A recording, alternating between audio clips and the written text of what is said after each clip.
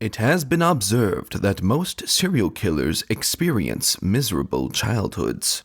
Their encounter with abuse, sexual and mental assault consumes their souls into committing heinous crimes. In a way, it could be said that through their acts, they seek revenge for the tortures made out to them. It is their voice to the world and their way of seeking justice. Such is a man named John Wayne Gacy.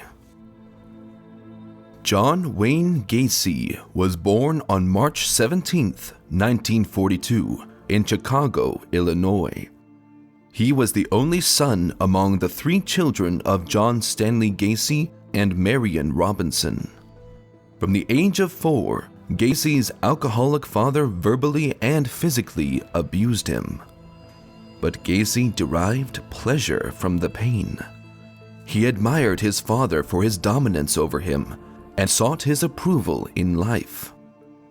The image of his drunken father hurling insults at him, beating him up, excited him, as well as scared him.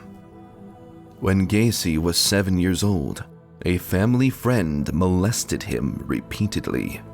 However, he concealed it from his family in fear of being clobbered by his father.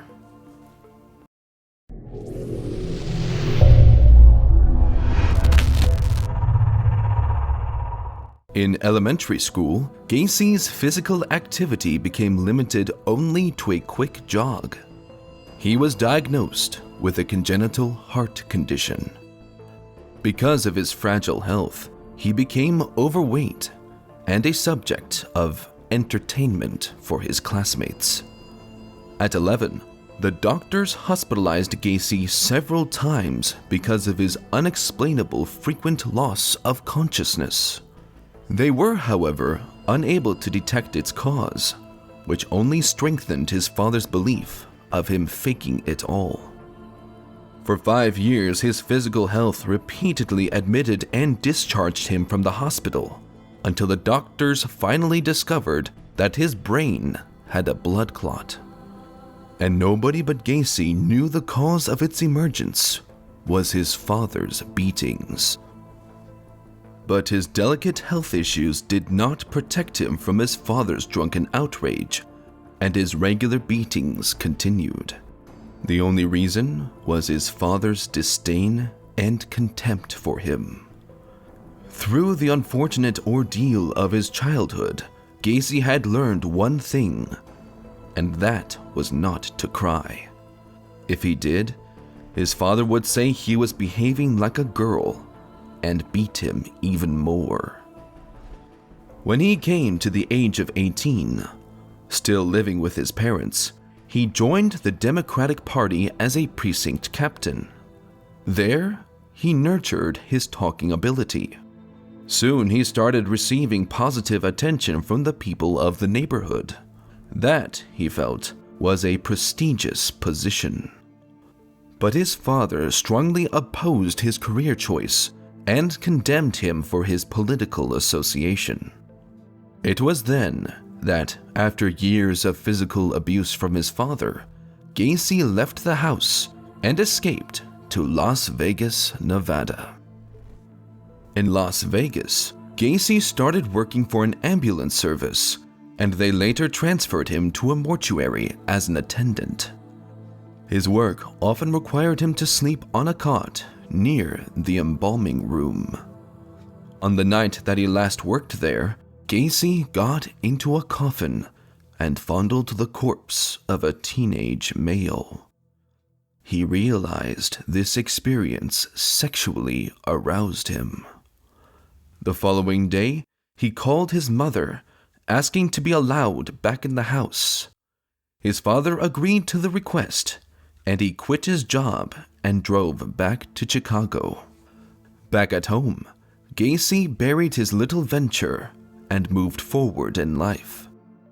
He got accepted at Northwestern Business College despite not having a high school degree, and graduated in the year 1963.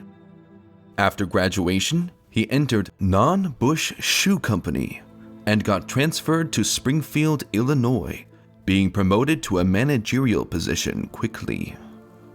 He married one of his employees who worked in his department, named Marilyn Myers, in 1964. Gacy soon became involved with the local JCs of Springfield, dedicating himself to fundraising by promoting himself. He used his salesman training to collect large amounts of donations and eventually got appointed as the vice president.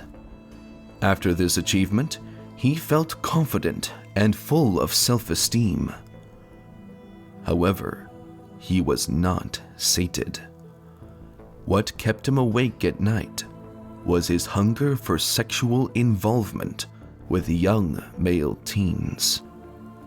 Gacy and Marilyn moved to Waterloo, Iowa, where Gacy started managing 3 Kentucky Fried Chicken restaurants owned by Marilyn's father.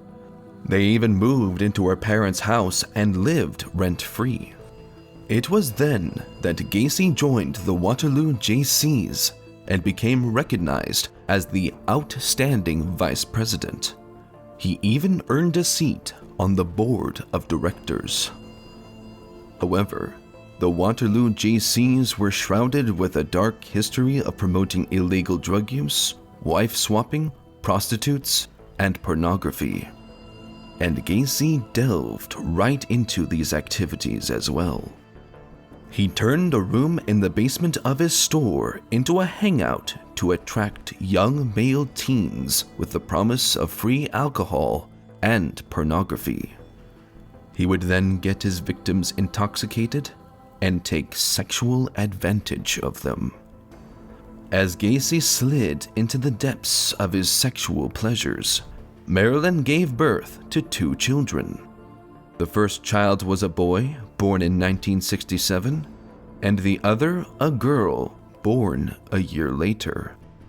To Gacy, that was the perfect time in life, as he gained the approval that he sought from his father. With time, social connections, and high earnings, Gacy's confidence grew. He believed he would never get caught for his acts. But he was wrong.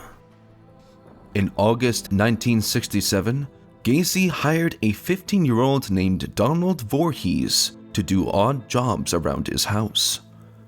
Donald had met him through his father, also a member of the Iowa JCs. After finishing his work one day, Gacy lured Donald into his basement with the promise of free beer and porn movies. After making him drunk out of his wits, Gacy forced Donald into having oral sex with him. This experience of his ended any fears of being caught. Over the next couple of months, Gacy sexually abused several teen males, convincing them he was conducting a scientific research program. And with those who refused to believe him, he got his way by blackmail. However, in March 1968, Donald confided in his father about the incident with Gacy in his basement. His father immediately reported Gacy. There was also another offense report against him by a 16-year-old teen of sexual assault. Gacy was arrested and charged with oral sodomy of Donald Voorhees and attempted assault of the other boy. But Gacy strongly denied them and accused Voorhees' father of trying to sabotage his position as president of the JCs. Some of his friends believed him, until he was indicted on the sodomy charge. To stop Voorhees from testifying against him, Gacy paid Schroeder, an 18-year-old employee, to beat up Voorhees. But Voorhees went straight to the police after the incident, and they arrested Schroeder, who revealed Gacy's involvement in it. Gacy was arrested and sentenced to 10 years. On December 27, 1969, Gacy's father died of cirrhosis of the liver. The news devastated Gacy, but the prison officials refused his request to attend the funeral. Gacy behaved very well in prison.